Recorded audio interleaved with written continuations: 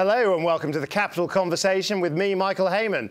Now, joining me today are the thoughtful founders of Mindful Chef, one of the UK's leading meal kit delivery startups.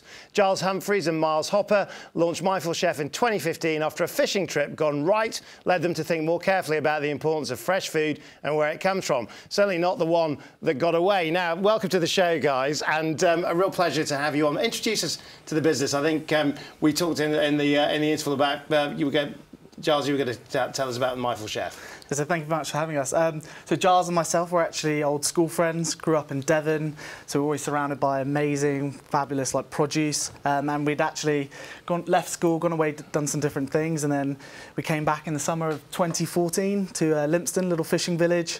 Went out on a friend's family fishing boat, a little two-man trawler called the Compass Rose. And it was actually when we'd come in each day, we'd text all the villagers, about 200 people in this little WhatsApp group, and we'd say, this is what we've caught today. If you'd like anything, just meet us on the docks and we'll sell it to you when we get in. And it was when we saw a line of about 50, 60 people waiting to buy this incredibly fresh and high-quality fish straight off of the boat that we thought, you know, that was the eureka moment of, oh, OK, well, this is how food should be sourced. Should be able to go straight from supplier to people's homes without being supermarket warehouses. So in a nutshell, how does it work? I mean, I love the background, but in terms of actually what does the consumer buy today? Give us a sense of that. So the consumer buys a box that lands on their doorstep once a week. You can have it once a fortnight or once a month, but our most popular service is once a week. And within that box is a number of craft bags, brown paper bags, and within those bags are the fresh produce designed to cook up a convenient, healthy evening meal. So you've got the bags and you've also got a corresponding recipe card. And the whole idea is it lands on your doorstep, there's no thinking, there's no planning. It takes away all of that stress and you can just cook up a healthy dinner. So we've had a number of the big competitors, Gusto, All Plants, others on the show. In terms of, I mean, are you all sort of treading very similar ground, do you think, or have you got a differentiator? Oh, I think we're completely different. You know, when we started, we certainly didn't want to be another copycat. So we thought, you know, what's a real pain point for people? And it's healthy eating. You know, people don't know necessarily what it is, or they don't know how to go shopping for it. And we thought if we can take that pain point away for people, then actually we can make their lives a lot easier. And then from a personal point of view, you know, we've always been interested in health and wellness anyway. My background, I was a personal trainer, nutritional coach. So we just thought, you know, if we had this small positive impact on people's lives, and actually from a business point of view, it's probably going to work a lot better as well. Yeah, I mean, you've got some well-known, very famous investors in Andy Murray and Victoria Pendleton. I mean, in terms of what sort of attracted elite sports people to this brand, how would you? What was the pitch? Well, I think we found those guys from running a crowdfunding campaign, and they actually came out of the blue and invested, which was fantastic. And when we got on the phone to them, I remember speaking to Victoria, when we got on the phone to them, it was the health angle that they were really fascinated in. Both of them were actually customers we didn't know, they were under different names, and they basically stated, look, the fact that you don't load your boxes with stodgy, cheap, refined carbs, and that you replace it with what's basically good for people, which is essentially good meat, good fish, good vegan options, a load of veg. That really interested them, and both of their teams and then themselves told us that they were really interested in the booming health space, which 10 years ago you wouldn't have seen, but now it's very popular. And is that where, I mean, because you went to the States, and I was reading about the sort of the inspiration you had there, but was it health, or was it food and recipes? I mean, what drove this? Was it a love of eating or a love of being healthy, or can you have both? Well, I think it is, as you say, it is both, right? Great produce is health, really. And for us, you know, a lot of people really want to be a bit healthier, but they struggle. They don't either have time or they don't have the knowledge. So really, we just thought if we can combine these two things together, use great suppliers and actually use really fresh ingredients, by the very nature of your recipes, they are just a lot healthier for you. Well, why did the States get ahead of us? Why were they early to this, do you think?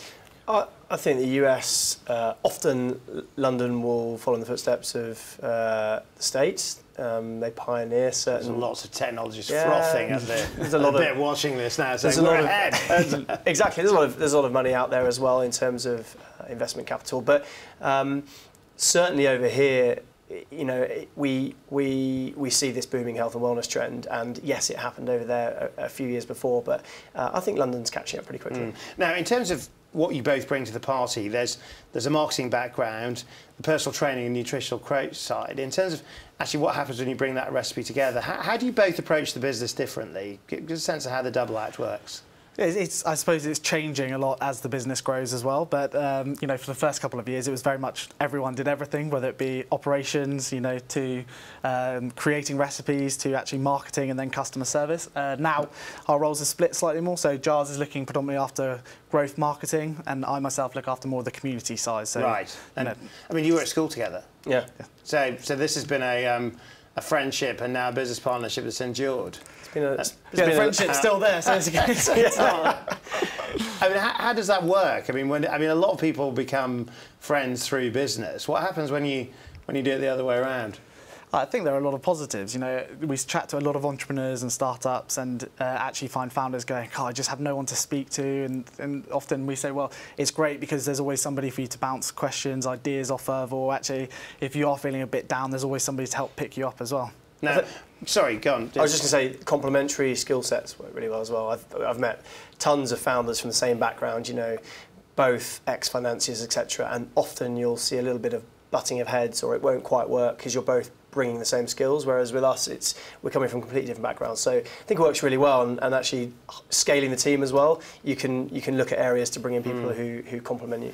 Now, I mean, obviously, one of the differentiators is the more ethical side to this. You've become a B Corporation as part of your positioning. Tell us a little bit about that side of the business, and perhaps introduce us to B Corps. So B Corp is essentially a collective of businesses trying to change the way that companies operate. So instead of focusing solely on profit, which has predominantly dominated the market for the last 50 years or so, it's actually focusing instead on people and the planet and profit. So, you know, it's having more of a social responsibility. And at Mindful Chef, I suppose, you know, we managed to create the company, and we thought, okay, well, what values do we want to stand for, and ethical sourcing, and just trying to, you know, have a positive impact on the environment around us has always been at the very heart of it. So it's kind of a no-brainer as well to become a B Corp. So how does that sort of change behaviour and activity? What do you do that's different, say, to another competitor when you are a more ethically driven business?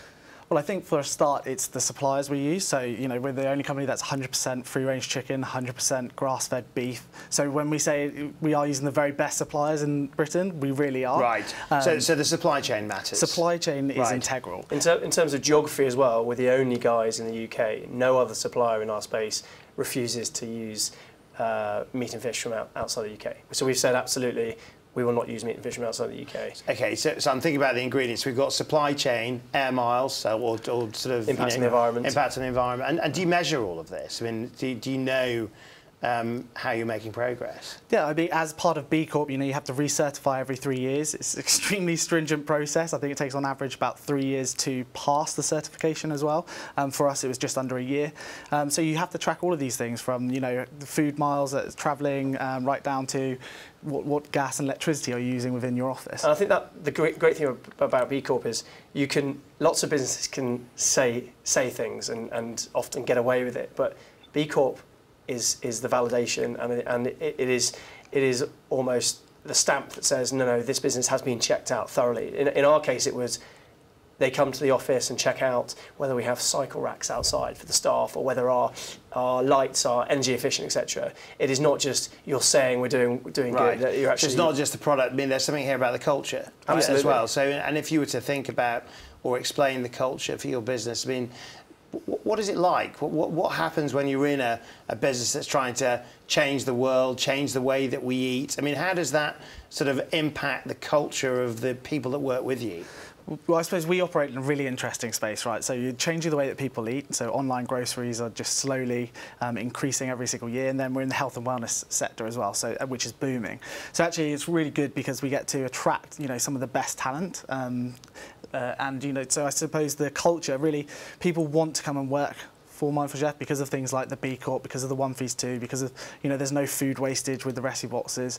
So, you know, from our point of view, it's great because we attract all this great talent. We had Renee Elliott, the Planet Organic founder, and she said that, you know, while she was running the business, it almost became more like an NGO than it did a kind of food retailer. That actually there was something much more about the kind of, I guess, the campaign, its message to the market that really drove its team. I mean, do you identify with that? I mean, is that what's driving your business now? Absolutely. I think if you genuinely stand for something, not only customers see that and flock to you, but also staff, and particularly the millennials and slightly younger generation, it's very easy to attract very good talent to join your cause if you have a genuine cause. Is this a millennial business? I mean, is the customer millennials? Are your team millennials? I mean, is that where your kind of heartland is? No, I think when we initially started, I think we thought it would be slightly younger. Actually, you know, most customers are probably about 35 all the way through to 50 is probably your real sweet spot,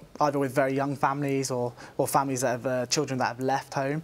So that's really where we find the bulk of our customers.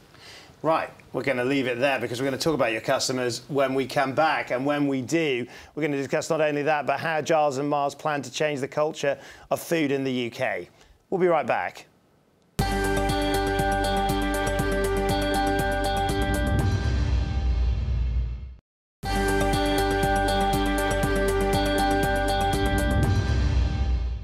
Welcome back. My guests today are Mindful Chef founders Giles Humphries and Myles Hopper.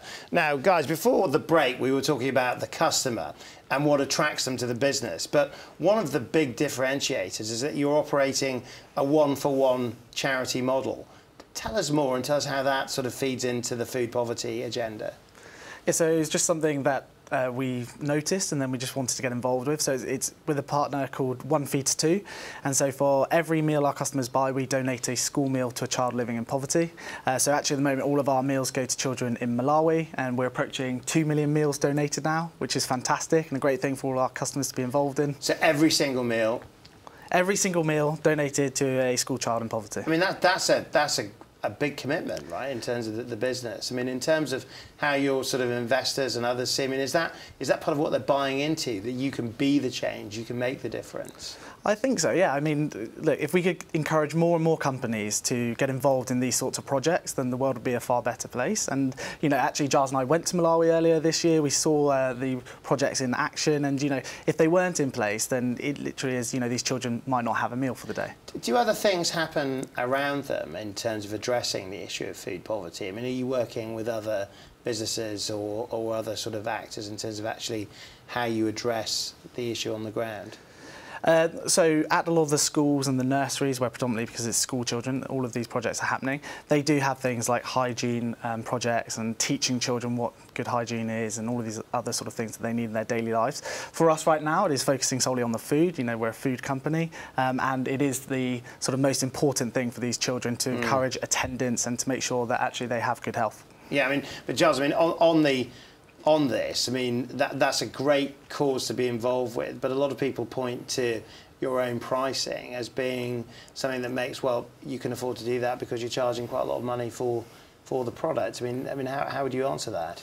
I think in our case, it's quite easy to justify with the consumers in the UK because we price ourselves slightly higher, but deliberately so because we're not putting in a lot of cheap fillers and we're giving... So it's about 5 meals for about £70, is that right? So our typical average order value is £42, and that will get you 3 meals for 2 people, so 6 portions. So you're spending about £6 to £7 with us. I think we're saying the same thing. Yeah, yeah. But yes, you're right. Yeah. Initially, a lot of people will look at that and go, oh, £6 for my dinner, okay. It's probably a little bit more than I would normally pay, but when you look at the fact we give 30% larger meat and fish portions and we only use free-range chicken and we source the highest quality grass-fed beef from the Yorkshire Dales, etc., people quickly realise that if that is their dinner versus some cheap pasta, etc., or a burger, actually it's worth a lot of value to them, and it also enables us to do this great charity work on the side, which we believe is a cornerstone of our business. But you are targeting a more affluent customer for the core business. I think we're targeting a socially conscious consumer. You know, there are actually, I know a lot of young people these days who are willing to part with more of their money in order to get higher quality products. You know, whether that be food, whether it be something else that they're buying. You know, people are more environmentally conscious, and actually they're willing to spend a little bit more to know exactly where their food's come from and to know that it's the quality that they want to buy. So, in terms of where you're selling, I mean, how far outside of London has this gone in terms of the market? Yeah, so when we started, we were just in London for the first 9 months, and we believe that it was probably just a London service, and lots of investors initially came to us and said, "Oh, I presume it's just London." Now it's actually 65% outside of the M25, and that's growing. That's growing quite quickly. And is it everywhere, or is it cities, or is it? I mean, it's all over. I think you find some interesting trends. So the urban hubs are very popular. So Edinburgh's our second biggest city. We've got Brighton. But then we've got customers all over, in the sticks in Cornwall, in the countryside in Wales, and interestingly, those in cities will probably buy, on average, 3 meals from us a week. Those in the countryside are buying 4 or 5 meals a week because, for a variety of reasons. Number one, people in cities generally have a lot more distractions and stuff on their doorstep: bars, clubs, restaurants, cinemas, theatre, etc. Do you notice any regional variations in diet? I mean, do people buy different things? I think there was a big story on Glas vegans last year, which was quite surprising, actually.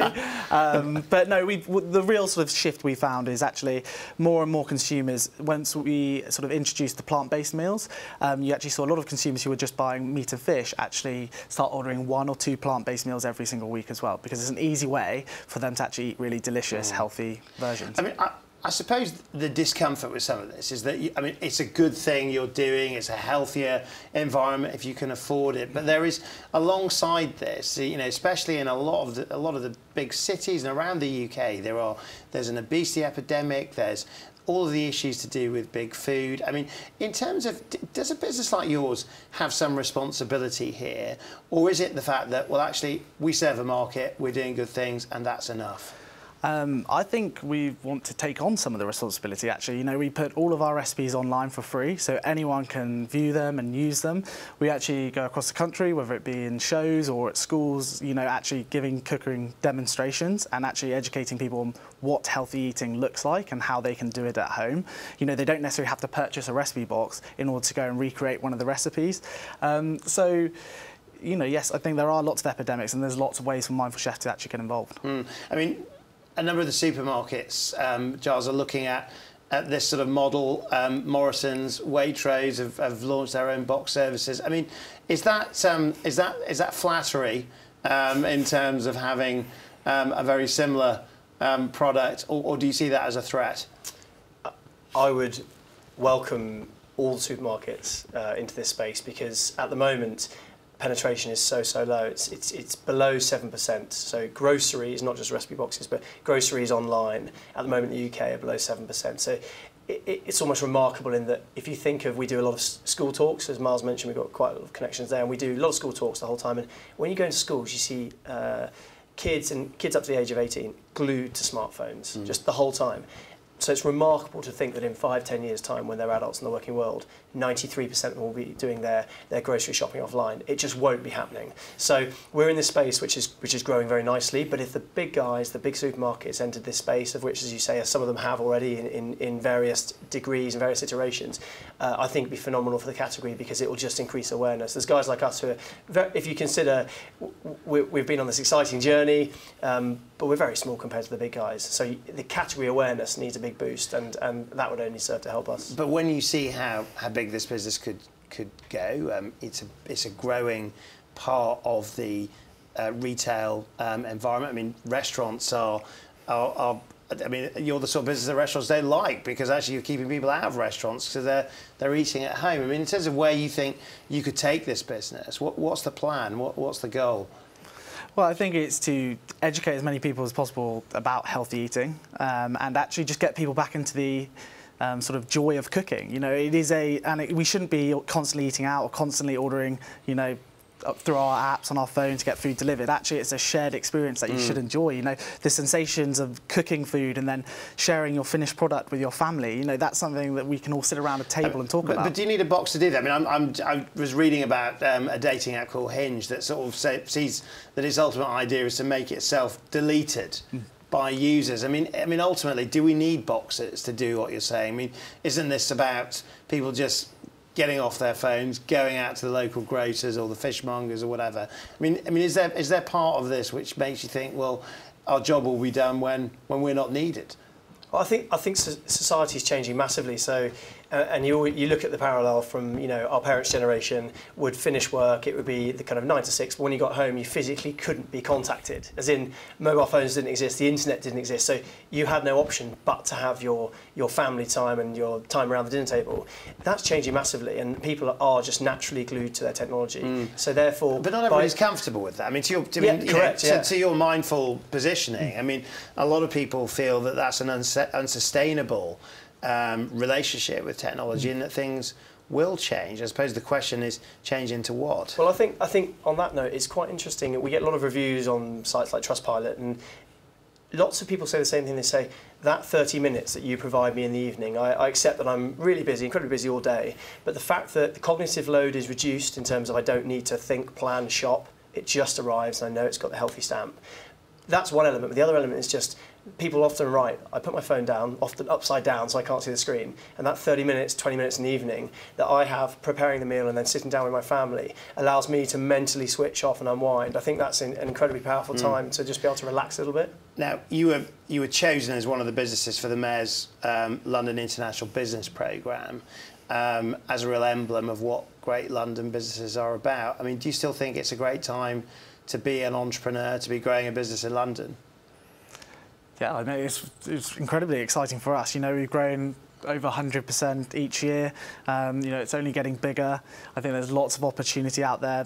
Tech's growing quickly. As we said, health and wellness is growing, online groceries are growing. So we're in a real sweet spot, and we're excited for the future. So, excited about the future. My last question to you is, if you could go back to the early stage business, the friends that were just about to start up, give yourself one piece of advice about what you've learned about yourselves, what you've learned about business now. What would you say? I mean, I'm hoping it's not going to be don't do it, but I mean, find another founder. No. I think mine would be get a chef in earlier.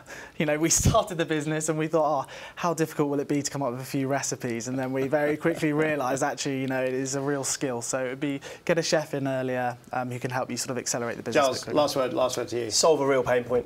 Genuinely solve a pain point. You've seen a number of businesses that have gone through a lot of growth and then fail ultimately because they're not genuinely solving a pain point. In our case, it's people really want to eat healthily and they just need a bit of a hand. Myles, Giles, we're going to have to leave it right there. Thanks so much for coming onto the show. Theirs is a story of fresh food and healthy food that can help to change a culture that currently prevents many from both living and eating well. And for more mindsets of change, join me again for the next Capital Conversation. I'll see you then.